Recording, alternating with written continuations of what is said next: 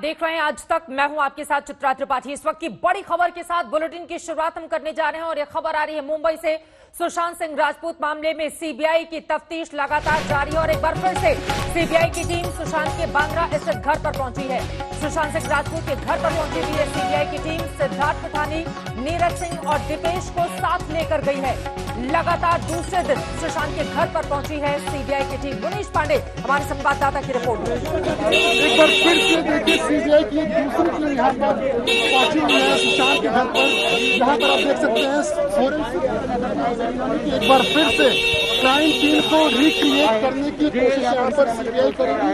लगातार आप देख सकते हैं कल लगभग 5.5 घंटे तक यहाँ पर सीबीआई की टीम थी और यहाँ पर पहले सुशांत के फ्लैट पर गई, छत पर गई और वहां पर क्राइम सीन को रिक्रिएट किया। लेकिन एक बार फिर से आप दूसरी बार देखिए यहाँ पर सुशांत के घर पर क्राइम सीन पर फोरेंसिक की भी टीम पहुंच गई है।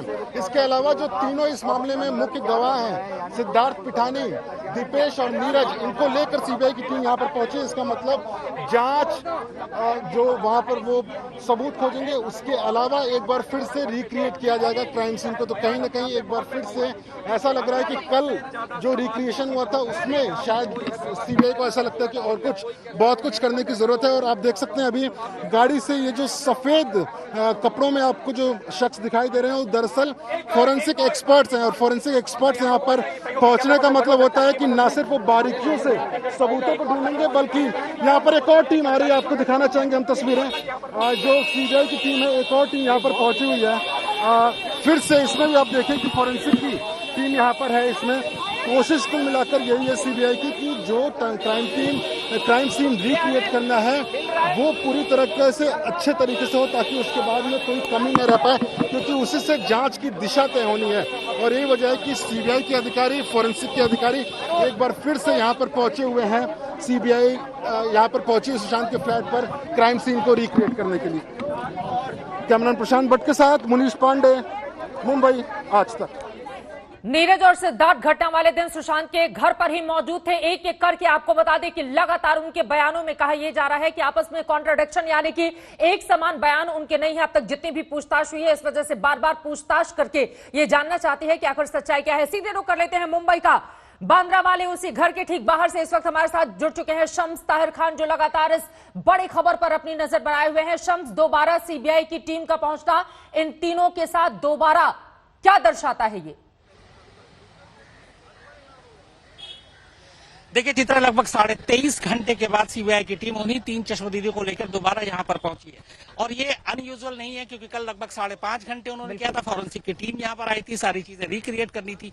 बहुत सारी चीजें जब आप रिक्रिएट कर लेते हैं, उसके बाद सीबीआई की टीम जाती है वापस, स्टडी करती है हर एक चीज को, और उसके बाद फिर जहां जहां उन्हें जो भी डाउट होता है, उस डाउट को क्लियर करने के लिए वापस उस सीन पर आपका आना जरूरी है। खासतौर पर क्राइम सीन चूंकि बहुत इंपॉर्टेंट होता है।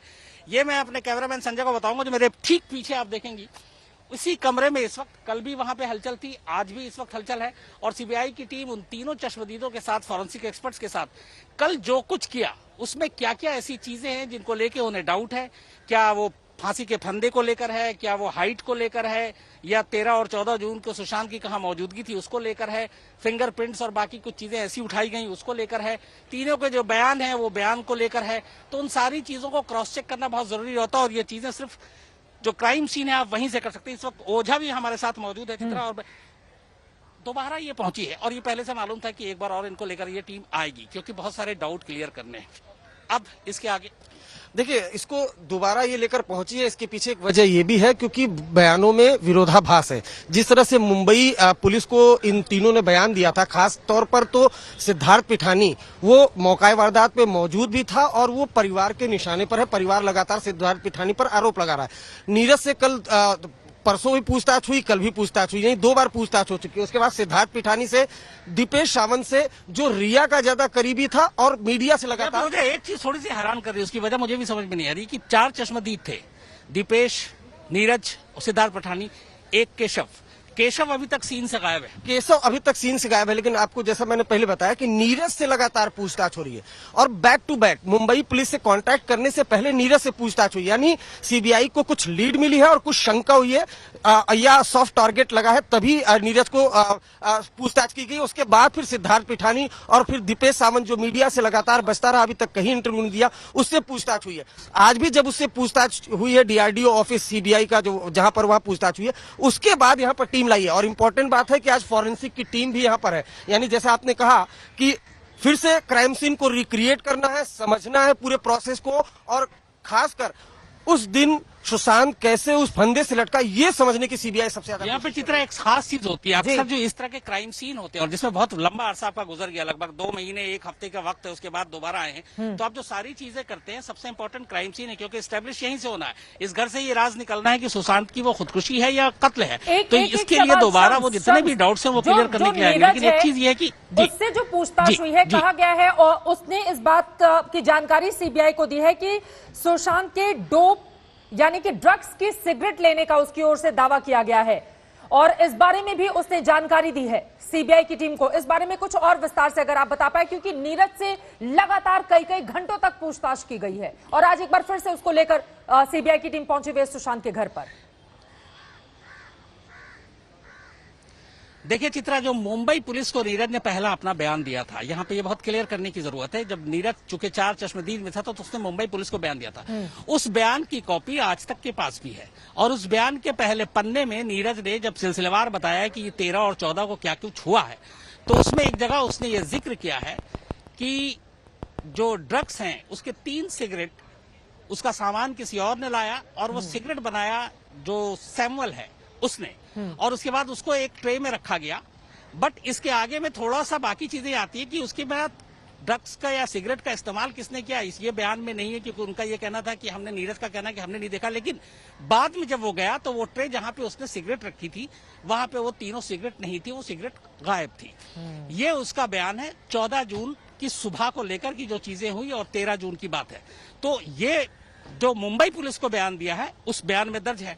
अब सीबीआई ने अब तक लगभग, आज तीसरा दिन है, नीरज से लगातार पूछताछ कर रही है और उसके इस बयान को उठाकर, चूंकि पहले बयान को स्टडी किया गया, सैमुअल से भी इस बारे में पूछताछ की गई है। शाम तक, जो हमारे अभी चूंकि सीबीआई के सोर्सेस सारे बिजी हैं इस इन्वेस्टिगेशन में, तो इन तीनों के बयान इस खास तौर पर इस मुद्दे को लेकर, इस ड्रग्स को लेकर क्या कुछ है, कोशिश करूंगा कि मैं जो भी सच्चाई है और सीबीआई इसको कैसा मानती है, और सीबीआई के सामने इन्होंने भी ये कहा है, ये सिर्फ मुंबई पुलिस की तरफ से दिया गया एक बयान है जो उन्होंने उनके सामने दिया था, ये क्लियर करना बहुत जरूरी है, क्योंकि इसमें छोटी से छोटी चीजें 13 और 14 की इसलिए माने रखती है क्योंकि सुसाइड 14 जून को, या अगर सुसाइड है तो, और कत्ल है तो भी 14 जून को हुआ, उससे पहले क्या क्या हुआ, इसमें से हर एक चीज आप जो तब उसके बिहेवियर से लेके, बातचीत से लेकर, क्या खाया क्या पिया, किस तरीके से बात की, लेकिन दरअसल बार बार मन में सवाल, और यहाँ पर 2 अलग-अलग तस्वीरें हम दिखा रहे हैं, कल की तस्वीरें, आज की तस्वीरें। कल जब सीबीआई की टीम पूरे घर की तफ्तीश कर रही थी, मुआयना एक जगह का किया गया, वीडियो रिकॉर्डिंग की गई,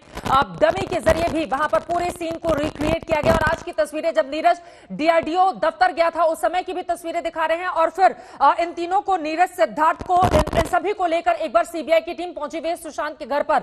ये बार बार सुशांत के घर पर जाना, क्योंकि कल अगर 6 घंटे तक वहां पर जाकर इन सभी के साथ तफ्तीश की जाती है पूरे मामले की, इनके बयान दर्ज किए जाते हैं, और आज एक बार फिर से सीबीआई की टीम को इनको साथ में लेकर पहुंचना, कौन कौन से वो सवाल होंगे सीबीआई के मन में जिनका जवाब तलाशने की इस समय दोबारा से कोशिश सीबीआई की टीम की ओर से की जा रही होगी। देखिए चित्रा, कल रात को हमारी जो सीबीआई ऑफिशियल यहाँ पे टीम थी, लंबी बात हुई उनसे जो इस टीम में शामिल है, मैं उनका नाम नहीं लेना चाहूंगा। उन्होंने ये सारी चीजें बताई कि किस तरीके से सीन को उन्होंने रिक्रिएट कर लिया। उन्होंने पूरा नीरज से और जो दीपेश था उन लोगों से पूछताछ की और उनके साथ एक एक चीज जो उन्होंने कहा उन्होंने उसको रिक्रिएट किया, ये उन्होंने खुद बताया। साथ ही उन्होंने ये कहा कि अभी हम इसको अब स्टडी करेंगे और मैच करेंगे जो पुरानी तस्वीर है, पुराने वीडियो सीन ऑफ क्राइम के जो 14 जून के थे उनसे, और उसके बाद जो इन्होंने कल जो कुछ कहा है, और कल इन्होंने चूंकि पूरी वीडियोग्राफी भी की, पिक्चर भी बनाई, दोनों चीजों को मैच करना है, इन लोगों के बयान को मैच करना है। तो उसके बाद स्टडी के बाद जब भी जरूरत पड़ती है, और आमतौर पर ऐसी जरूरत पड़ती है, और चूंकि ये सबसे, जहां पे मैं खड़ा हूं, ये वो जगह है जहां पे सबसे ज्यादा सच्चाई सामने आनी है। मैं फिर संजय से भी कहूंगा, क्योंकि इसी जगह पे सीन ऑफ क्राइम है, तो जो कुछ कल हुआ, आज उसमें जो जो उनको डाउट्स है, खासतौर पे अब यहाँ पे डाउट्स क्या आएंगे, मेन जो बेसिक चीजें हैं सुसाइड और मर्डर के बीच का फर्क बताने के लिए वो ये है कि सुसाइड वाकई पॉसिबल था कि नहीं, हाइट पंखे की, बेड की जो हाइट है वहां सुशांत की जो हाइट है मैच करता है कि नहीं, उस कुर्ते का, और खासतौर पर जिस तरीके से इन तीनों विटनेस ने वो देखा, चौथा एक केशव है जो कि गायब है, कि किस तरीके से वो बॉडी की जो पोजीशन थी वो क्या थी, इन्होंने जो किया वो क्या थी। तो बेसिकली यहाँ पे जो लगातार दूसरे दिन ये पूरा जांच हो रही है वो सिर्फ यही पता करनी है कि क्या ये सुसाइड पॉसिबल है, और अगर नहीं है तो फिर क्या ये मर्डर पॉसिबल है, और वो है तो उसके लिए क्या क्या हो सकता है। तो इसीलिए ये इस वक्त ये घर और सीन ये दोनों रिक्रिएट करना और पूछताछ करना इस पूरे केस में सबसे अहम है। ये अपने आप में बहुत अहम सवाल है और मैं चाहूंगी अरविंद भी आपके साथ मौजूद है, एक संक्षिप्त जवाब उनसे ले लीजिए।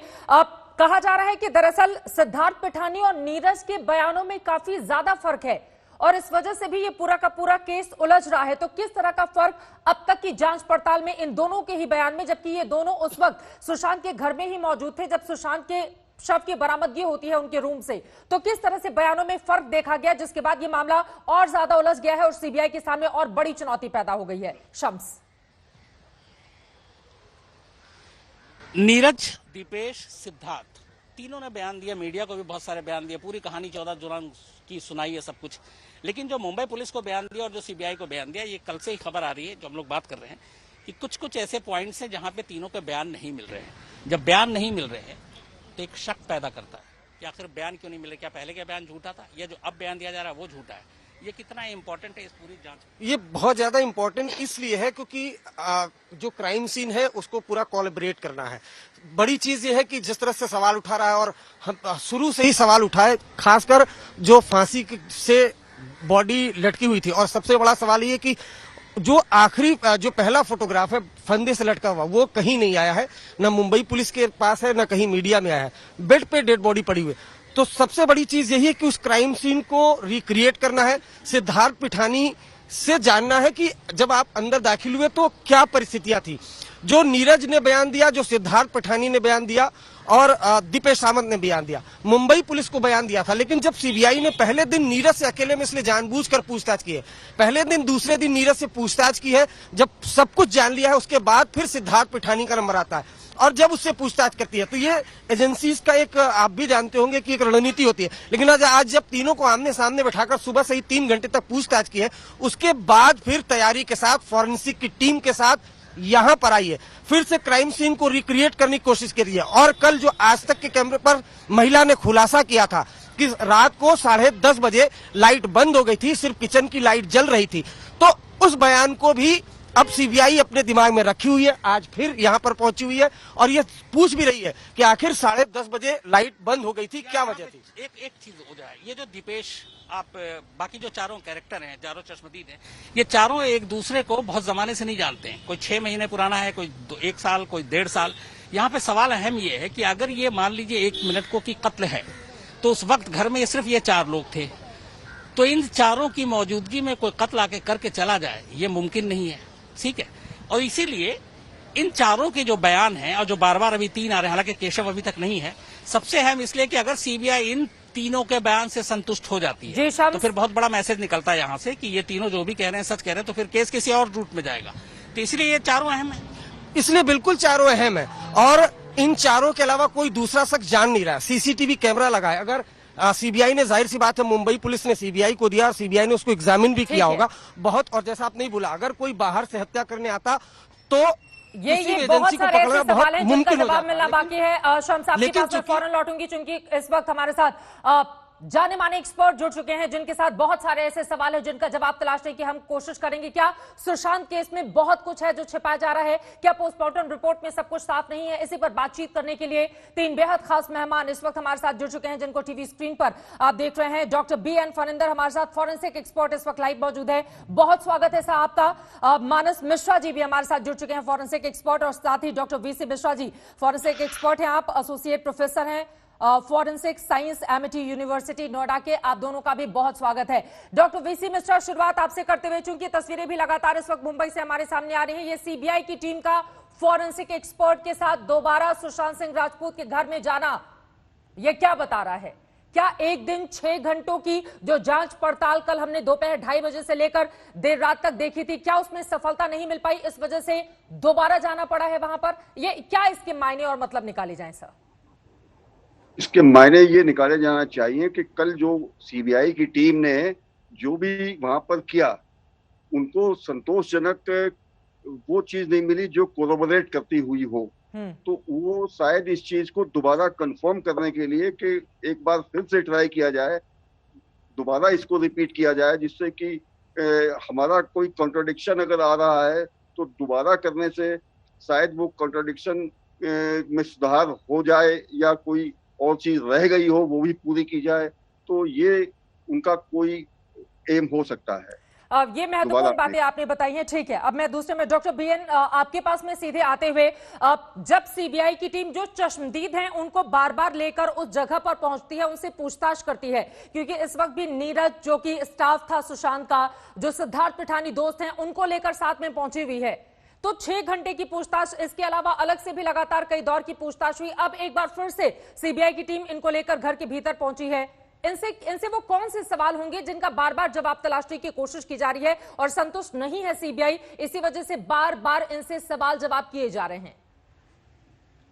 नहीं, देखिए, ये बार बार जो पूछताछ हो रहा है ये इसलिए हो रहा है कि उसका स्टेटमेंट में कितना कंसिस्टेंसी है। Okay, it's not because okay they are having a lengthy question to ask. Okay, CBI का जिम्मेदारी ये होता है कि वो अभी तक जो बयान दे चुके हैं उसमें कितना कंसिस्टेंसी है, और कुछ अगर सीबीआई का पूछताछ में कुछ उसको अलग सा मिल जाए, कुछ लीड मिल जाए, तो सीबीआई का जो जिम्मेदारी होता है ना, वो investigations apart from what the scene of crimes वो प्रोक्योर किए हैं मुंबई पुलिस ने, अपार्ट फ्रॉम दैट सीबीआई का ये भी जिम्मेदारी होती है कि वो पहले से शुरू करना पड़ेगा इन्वेस्टिगेशन को। Apart from documents which are available, including all those witnesses जो भी अभी बयान चुके हैं, उसका भी स्टेटमेंट्स का वेरिफिकेशन करना जरूरत होता है। इसलिए 6 या 8 या 10 वो कुछ फर्क नहीं पड़ता है, जब तक उसको जो आंसर्स वो जो क्वेश्चन वो पूछ रहे हैं उसको कन्विंसिंग आंसर्स नहीं मिल सकता है।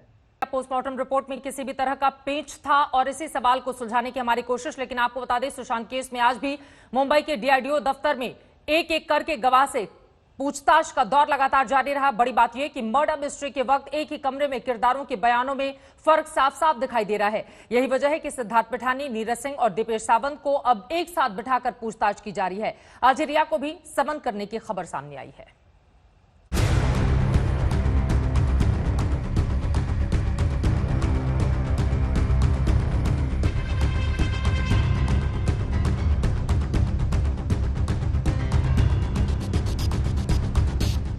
किरदारों पर कसने लगा शिकंजा, सच की तलाश का तीसरा दिन, गवाहों के बयानों का फर्क पकड़ा गया।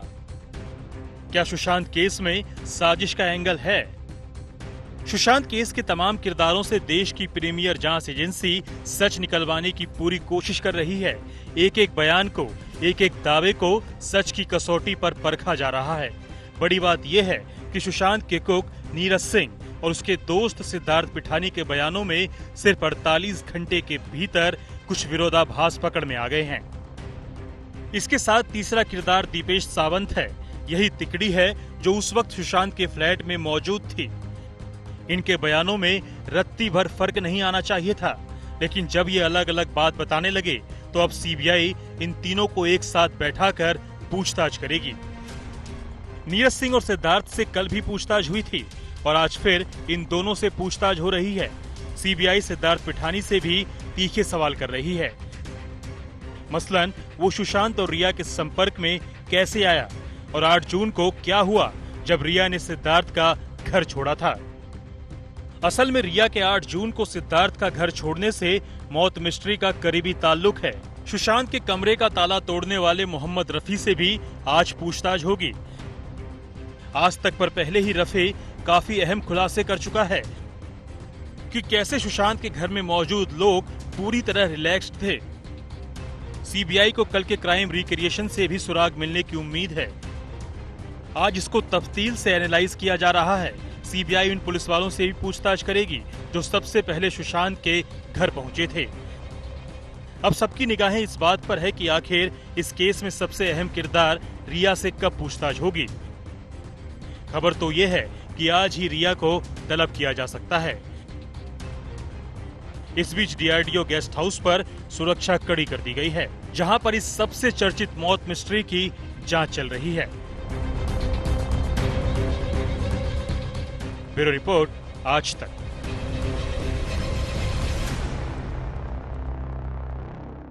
सुशांत केस में एक तरफ सुशांत के दोस्त सिद्धार्थ पिठानी को नीरज और स्टाफ दीपेश से लगातार पूछताछ चल रही है, दूसरी तरफ निगाहें रिया चक्रवर्ती पर टिक गई हैं। अटकलें तेज हैं कि जल्द ही सीबीआई रिया चक्रवर्ती से कर सकती है पूछताछ।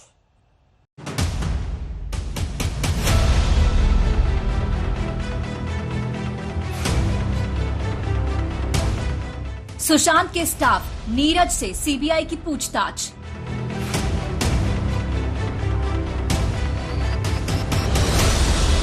सिद्धार्थ पिठानी से भी पूछ चुकी है सीबीआई।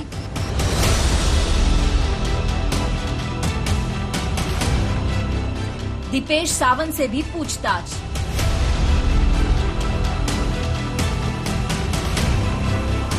क्या अब रिया चक्रवर्ती की बारी?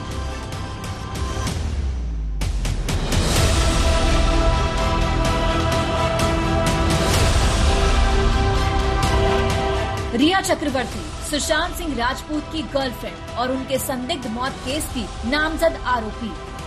जैसे जैसे सीबीआई की जांच आगे बढ़ती जा रही है, अटकलें तेज होती जा रही हैं कि अब पूछताछ की बारी रिया चक्रवर्ती की है।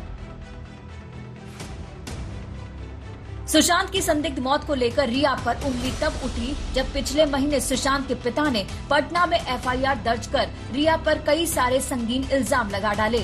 इसमें 15 करोड़ की धोखाधड़ी से लेकर सुशांत को उनके परिवार से अलग थलग करने तक शामिल है। मई में ऑफ 19 मतलब रिया जिंदगी में आई अप्रैल में उन्होंने बहन से तो झगड़ा लगा दिया, बाकियों से नहीं लगा पाई तुरंत। पिता से मिलने मई में गए सुशांत और उनको ले करके गांव गए और गांव जाकर के वो बाल बढ़वाया उन्होंने, सारे परिवार से वहां लोगों से मिले वहां पर। सुशांत को इंसाफ की मुहिम में शामिल हर शख्स रिया को एक्टर की मौत का गुनाहगार ठहरा रहा है। खलास तो लेंगे हम, जब साक्ष्य जुटा लेंगे, एविडेंस जुटा लेंगे तो जमीन खोद करके निकाल लेंगे और दुनिया के किसी कोने में कोई अभियुक्त छुपा होगा हम छोड़ेंगे थोड़े। मुंबई पुलिस रिया चक्रवर्ती से 2 बार पूछताछ कर चुकी है, लेकिन रिया के खिलाफ उसे कुछ भी ठोस सबूत नहीं मिल पाया। हमने अपने इन्वेस्टिगेशन में जो 56 लोगों को एग्जामिन किया है उसमें रिया चक्रवर्ती की स्टेटमेंट 2 बार ली गई है, 4-5 बार उनको पुलिस स्टेशन बुलाया गया है एंड अवश्य हर एंगल से तपास इसमें की जा रही है एंड आगे भी हमारा इन्वेस्टिगेशन चलता रहेगा। मुंबई पुलिस के बाद प्रवर्तन निर्देशालय भी 2 बार रिया चक्रवर्ती और उनके भाई शौविक से पूछताछ कर चुका है। रिया पर आरोप है कि सुशांत को उनके परिवार से काट डाला, सुशांत के पैसे पर मौज, सुशांत के बैंक खाते से करीब 15 करोड़ ट्रांसफर, सुशांत के भरोसेमंद स्टाफ की छुट्टी, सुशांत की मानसिक बीमारी की गलत खबर प्लांट करना, सुशांत का इस्तेमाल करने के बाद सुशांत को छोड़ देना। हालांकि एक वीडियो संदेश जारी कर रिया चक्रवर्ती इन तमाम आरोपों को खारिज कर चुकी है। I believe that I will get justice. Even though a lot of horrible things are being said about me in the electronic media, I refrain from commenting on the advice of my lawyers as the matter is sub judice. Satyam Jayate, the truth shall prevail. CBI वैसे तो रिया से कई अहम सवाल पूछ सकती है, लेकिन इन सवालों पर ज्यादा नजर रहेगी कि 8 जून को वो सुशांत को छोड़कर क्यों चली गई थी। क्या सुशांत से परेशान होकर रिया ने छोड़ा था, जैसा उसके वकील मान शिंदे ने बयान दिया। फिर महेश भट्ट से व्हाट्सएप चैट में रिया ने क्यों कहा कि वो छोड़कर आ गई हैं। रिया ने सुशांत का फोन क्यों ब्लॉक किया। रिया ने सुशांत से ब्रेकअप की बात महेश भट्ट को क्यों बताई। क्या महेश भट्ट के कहने पर रिया ने सुशांत से ब्रेकअप किया। सीबीआई के पास रिया से पूछताछ के लिए और भी कई अहम सवाल हैं, जो इस मौत की गुत्थी को सुलझा सकते हैं। सुशांत के साथ रिया अक्टूबर में यूरोप टूर पर गई थी। आखिरकार उसमें क्या हुआ, जो आने के बाद सुशांत डिप्रेशन के शिकार हो गए। साथ ही रिया ने क्या सुशांत के घर वालों को उनसे मिलने से रोका। एक बड़ा सवाल ये भी है कि रिया ने सुशांत के सारे स्टाफ को क्यों बदल दिया था। सुशांत केस में रिया अहम कड़ी है। वो सुशांत की राजदार है। लिव इन में लंबे अरसे तक रहने के बावजूद उसे दूसरों की तुलना में सुशांत के बारे में ज्यादा पता होगा। ऐसे में रिया से पूछताछ में सीबीआई कई राज से पर्दा उठा सकती है। दिव्येश सिंह और मुनीश पांडे के साथ अरविंद ओझा, मुंबई आज तक। क्या सुशांत केस में ऐसा बहुत कुछ है जो छिपाया जा रहा है? क्या पोस्टमार्टम रिपोर्ट में सब कुछ साफ साफ नहीं है? क्या पोस्टमार्टम रिपोर्ट में ऐसी कड़ियां छूटी हुई हैं जिससे सुसाइड थ्योरी पर संदेह होता है? सुशांत के परिवार वालों, उनके वकील और इस केस में न्याय की लड़ाई लड़ रहे लोगों के सवालों को एक जगह इकट्ठा कर हम आपको दिखाने जा रहे हैं वो तमाम सवाल। इन सवालों का जवाब देने के लिए हमारे साथ मौजूद होंगे प्राइवेट डिटेक्टिव से लेकर पूर्व पुलिस ऑफिसर, फॉरेंसिक एक्सपर्ट की टीम भी। मुंबई से हमारे तमाम संवाददाता भी पल पल की जानकारी आप तक पहुंचा रहे हैं। लेकिन सबसे पहले वो सवाल जो सुशांत को इंसाफ दिलाने की लड़ाई लड़ने वालों की तरफ से उठाए जा रहे हैं, देखिए। देश की सबसे बड़ी मौत मिस्ट्री की सबसे बड़ी जांच। मुंबई पुलिस जिसे सुसाइड का बिल्कुल आसान सा केस बता रही थी, उस पर लगातार सवालों की झड़ियां लगी हुई हैं और इन सवालों के केंद्र में है सुशांत सिंह राजपूत की पोस्टमार्टम रिपोर्ट। यही है सुशांत सिंह की पोस्टमार्टम रिपोर्ट। तारीख देखिए 14 जून 2020, वक्त रात के 11 बजे से 12:30 बजे के बीच। लेकिन इस पोस्टमार्टम रिपोर्ट में कहीं मौत के समय का जिक्र ही नहीं है। लिहाजा सुशांत के पिता के वकील इसे लेकर शक जाहिर कर रहे हैं। सवाल नंबर 1, पोस्टमार्टम रिपोर्ट में मौत के वक्त का जिक्र क्यों नहीं? छानबीन की जाएगी उन फोरेंसिक के डॉक्टर्स से कि टाइम ऑफ डेथ क्यों नहीं डाला उसमें पोस्टमार्टम रिपोर्ट में, क्योंकि टाइम ऑफ डेथ जो है वो बड़ा क्रूशियल हो जाएगा इसमें अगर टाइम ऑफ डेथ इनका अगर निकला है कोई 10 घंटा पहले का, तो ऑब्वियसली ये जो सर्वेंट बोल रहे हैं कि जूस पीने निकले तो सब झूठ है बिल्कुल। सुशांत की पोस्टमार्टम रिपोर्ट पर दूसरा सवाल, अगर सुशांत ने 14 जून की सुबह जूस और नारियल पानी का सेवन किया था तो पोस्टमार्टम रिपोर्ट में वो क्यों नहीं निकला? आइए सुनते हैं सुशांत को जूस देने वाले नीरज का दावा और फिर वकील विकास सिंह के सवाल। 14 जून को वो 6 बजे उठे थे उस दिन, तो सर बाहर निकले जैसे गेट से, बिल्कुल हैप्पी मूड ठीक था, इतना भी वो नहीं था, थोड़ा मतलब इतना भी सीरियस नहीं थे, इतना भी खुश नहीं थे। 10 साढ़े 10 बजे के आसपास जो है ब्रेकफास्ट के लिए जो है खाना बनाने वाले साहब वो पूछने के लिए चले गए, तो सर ने बोला मैं थोड़ा नहीं नारियल का जूस लूँगा, नारियल पानी लूँगा और थोड़ा ऑरेंज जो भी जैसा रहेगा वो मुझे जूस दे दो। या उन्होंने जूस लिया हाथ में और नारियल पानी लिया, बोला मैं केले बाद में लूँगा, बस ये लेके वो अंदर चले गए। देखिए फॉरेंसिक का मेरे हिसाब से इसमें बहुत अहम रोल है। जो ये पिठानी और जो वहाँ पे थे उन लोगों ने ये कहा कि उन्होंने मॉर्निंग में जूस पिया था और इसका क्या कहते हैं नारियल पानी पिया था। अब उसके पीने के तुरंत बाद उन्होंने फांसी ले ली उनके हिसाब से, तो पेट में तो होना चाहिए था ना, उसका तो रॉ होना चाहिए था। तो इसलिए क्या रिपोर्ट में आया है नहीं आया, कुछ उन्होंने रिपोर्ट में नहीं लिखा है, लेकिन कहीं ना कहीं बैकअप पेपर में कुछ हो उसके बारे में।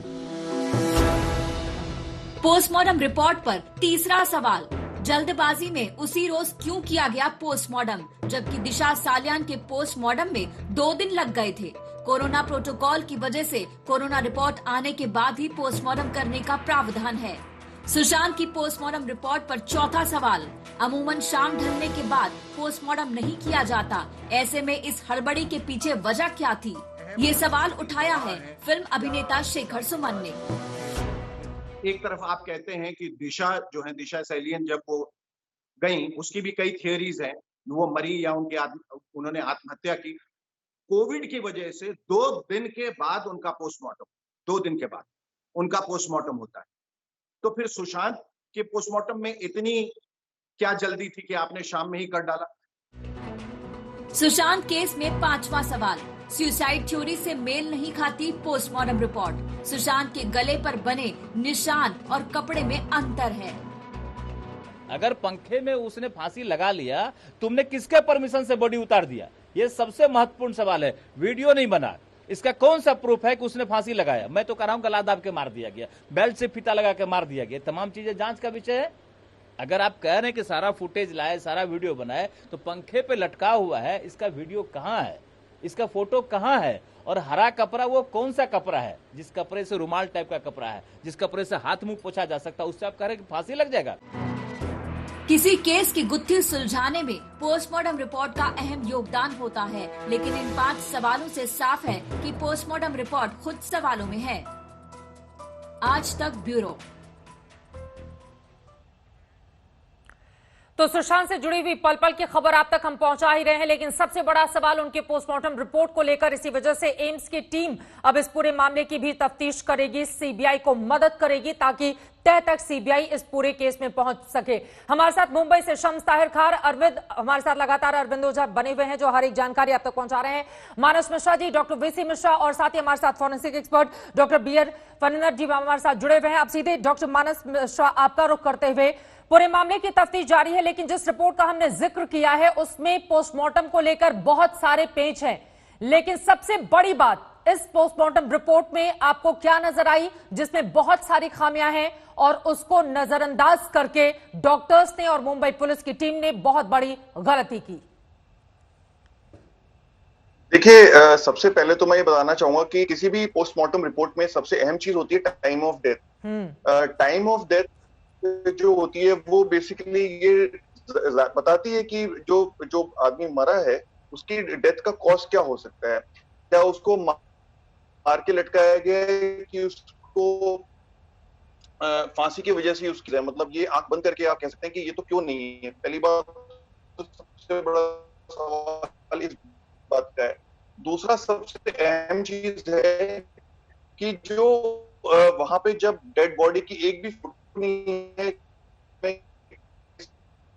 मानस मिश्रा जी, कुछ तकनीकी दिक्कत आ रही है, आपकी साफ आवाज हम तक नहीं पहुंच पा रही है, लेकिन एक जो सबसे बड़ी बात आपकी ओर से कही गई वो है डेथ की टाइमिंग का जिक्र इस पोस्टमार्टम रिपोर्ट में नहीं होना शक को पैदा करता है। इसी सवाल के साथ अब मैं अपने बाकी मेहमानों के पास जाऊंगी। डॉक्टर वीसी मिश्रा, क्या सबसे ज्यादा यही आपको भी चौंकाता है? क्योंकि एक तरफ कोरोना टेस्ट रिपोर्ट का इंतजार नहीं किया जा रहा और कहा जा रहा है कि दरअसल कोरोना टेस्ट करवाया ही नहीं गया था, नंबर 1। दूसरी चीजें, शाम ढलने के बाद पोस्टमार्टम नहीं किया जाता है, लेकिन यहां पर मुंबई पुलिस का दबाव था उन डॉक्टर्स के ऊपर।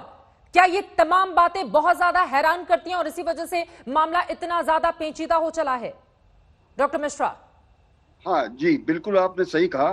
पोस्टमार्टम को इतना जल्दी करने की कोई जरूरत नहीं थी और ये बात भी बिल्कुल सही है कि अगर उसको नारियल पानी दिया गया था और जूस दिया गया था तो उसको क्यों नहीं दिखाया गया कि किस कंडीशन में उनके एलिमेंट्री कैनाल में और पेट में ये सब चीजें पाई गई कि नहीं पाई गई। इतनी जल्दी का काम तो नहीं था। तीसरी चीज ये है, पोस्टमार्टम रिपोर्ट में जो लिगेचर मार्क है उसके ऊपर उनको स्पष्ट रूप से लिखना चाहिए था कि as per the scientific theory ये डाउटफुल है।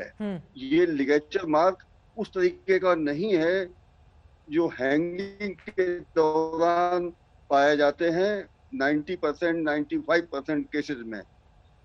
ये सब चीजों का जिक्र उसमें होना आवश्यक था और एक तरीके से पोस्टमार्टम रिपोर्ट डाउटफुल है क्योंकि उन्होंने स्पष्ट रूप से इसको सुसाइड का केस डिक्लेयर किया है और जो होमिसाइडल थ्योरी है यानी जो मर्डर के डाउट्स हैं उसको पूरी तरीके से रूल आउट नहीं किया है। बिल्कुल कि ये भी पॉसिबिलिटी है क्योंकि ऐसी एविडेंसेस भी हैं।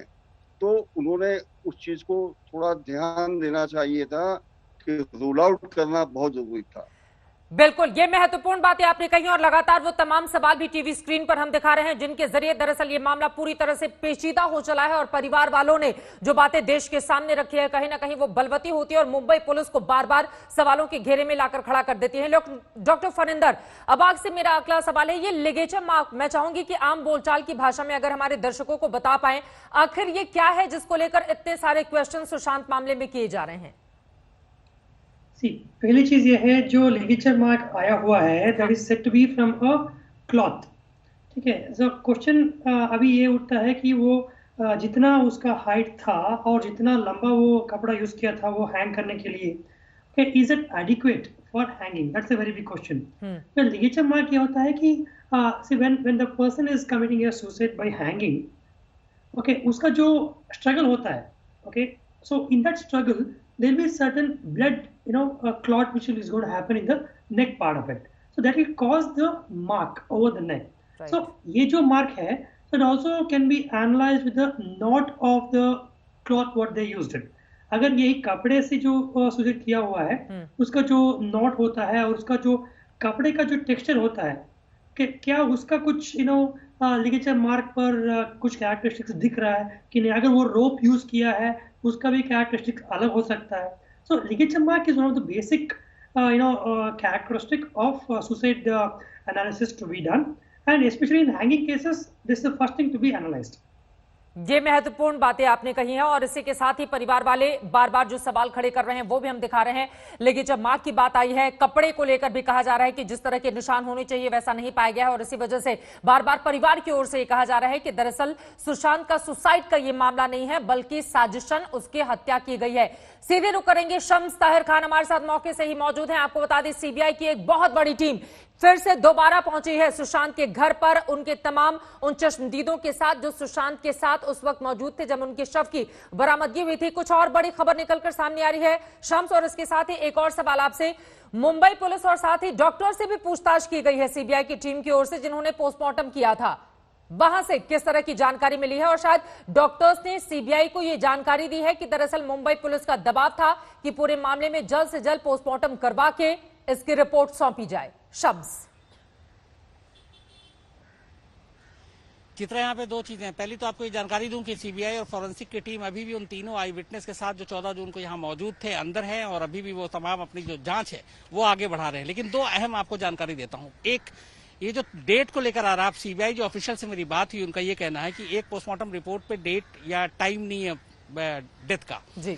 जो डिटेल, ये उनका कहना कि ये 15 जून की रिपोर्ट है पोस्टमार्टम की जिसमें ये डेट नहीं है. 25 जून को दोबारा डॉक्टर से कांटेक्ट करने के बाद जब डिटेल पोस्टमार्टम रिपोर्ट आई तब उन्होंने कहा है कि उसमें बाकायदा टाइम मेंशन है जो सीबीआई को पेपर दिया गया. नंबर 1. नंबर 2, सीबीआई ऑफिशियल को जब हैंडओवर किया है मुंबई पुलिस ने, जो उसमें उसकी एक रिपोर्ट का जिक्र किया है एक सीबीआई ऑफिशियल ने. उन्होंने कहा कि उसमें फॉरेंसिक रिपोर्ट भी है पोस्टमार्टम की और उस रिपोर्ट में एक अहम चीज वो लिखी हुई है. हालांकि अब ये जो डॉक्टर सुधीर गुप्ता वो जांच करेंगे.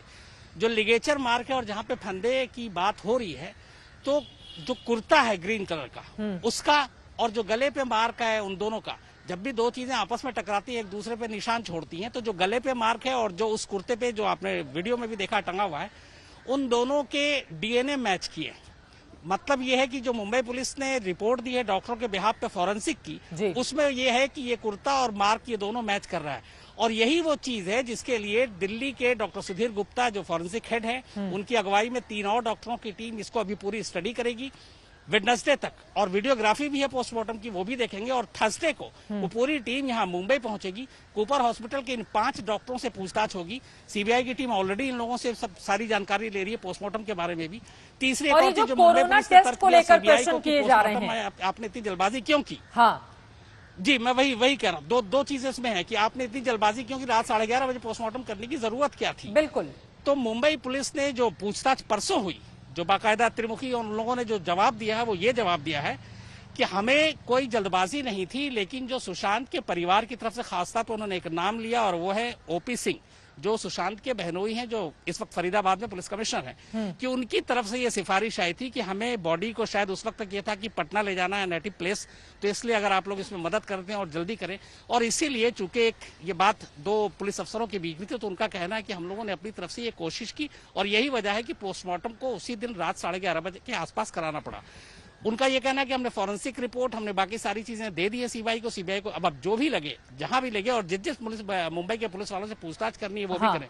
सीबीआई की टीम ने पुलिस कमिश्नर जो यहाँ के हैं उनसे भी कांटेक्ट किया है और उनसे ये कहा है कि जो लोग इस जांच से सीधे जुड़े हुए तमाम दस्तावेज, जो बयान लिए गए, जो पोस्टमार्टम रिपोर्ट, जो डॉक्टर, उनसे हम एक एक करके पूछताछ करेंगे. और मुंबई के पुलिस कमिश्नर ने, जो मेरी खबर है, उन्होंने कहा है कि आपको नहीं शम्स, दरअसल एक सवाल यहाँ पर मैं आपसे दोबारा पूछूंगी. आपने कहा कि दरअसल मुंबई पुलिस ने पोस्टमार्टम जल्दबाजी में इसलिए करवाई क्योंकि सुशांत के परिवार की ओर से ही, उनके जो बहनोई पुलिस अधिकारी हैं उनकी ओर से मुंबई पुलिस से कहा गया था कि हम शव को पटना लेकर जाएंगे, इस वजह से आप ऐसा करिए.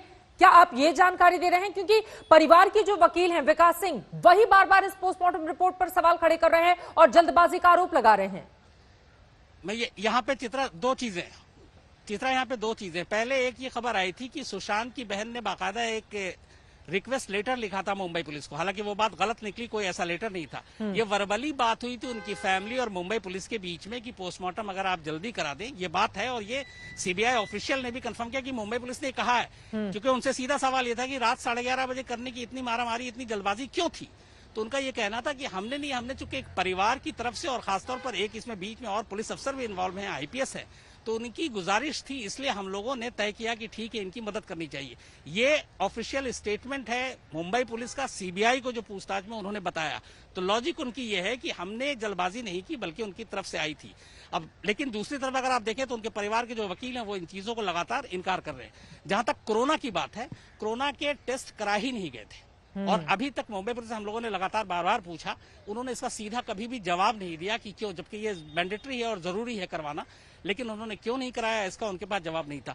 कुल मिला के मैं आपको एक लाइन में ये कहूं कि मुंबई पुलिस ने दरअसल जो बात हुई सीबीआई से 2 दिन के अंदर, वो वक्त से पहले ही कंक्लूजन उन्होंने निकाल लिया बिना बाकी चीजों को छानबीन किए, और उन्होंने मान लिया पहले ही 2 दिन में कि एक open and shut suicide case. और यही वजह है कि जो बाकी सारे सवाल अब उठ रहे हैं, इन सवालों की तरफ उन्होंने देखा तक नहीं। अगर वो उस वक्त देख लेते, और कोई जल्दबाजी तो थी नहीं, अरे पोस्टमार्टम में इतनी जल्दबाजी हो गई, थोड़ी सी जांच में आप और वेट कर लेते, आप 1 हफ्ता 10 दिन और जांच कर लेते।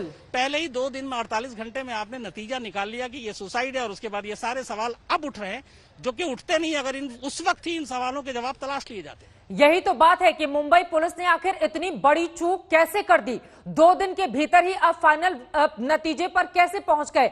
अब जब ये तमाम सवाल खड़े हो रहे थे, आपको बताते चले, जब पटना पुलिस मौके पर पहुंची थी तो पटना पुलिस को भी आपने सहयोग नहीं किया।